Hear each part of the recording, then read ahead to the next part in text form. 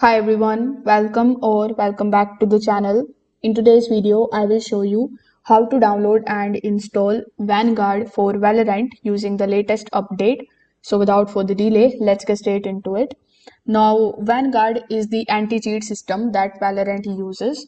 The game will not open unless Vanguard is installed or running. So you will need to set it up correctly. The easiest way to install Vanguard is through the Riot client. So first of all, you need to come here on riotgames.com.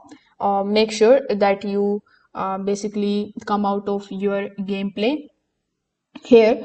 When you click on the option of sign in and log in into your account, when you simply just look for Valorant and click on the option of play, the right is automatically going to show you a pop-up to install Vanguard.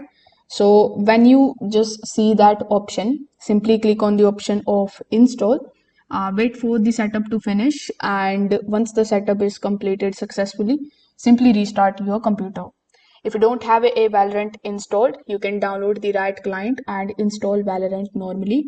During the installation itself, Vanguard will be added automatically. You don't need to do anything else. Once the download completes, you will see a message saying that Vanguard needs a restart. So you just have to simply restart your PC so that the anti-cheat can activate properly. After rebooting, you just have to open Valorant. You should see Vanguard icon running in your system tray, which means that it is installed correctly. If Valorant still asks for Vanguard, it usually means the previous version was corrupted. So to fix this, you just have to open Riot client. Then when you go to the settings, simply just look for the option of repair. So this is going to remove the old Vanguard files and installs a fresh version.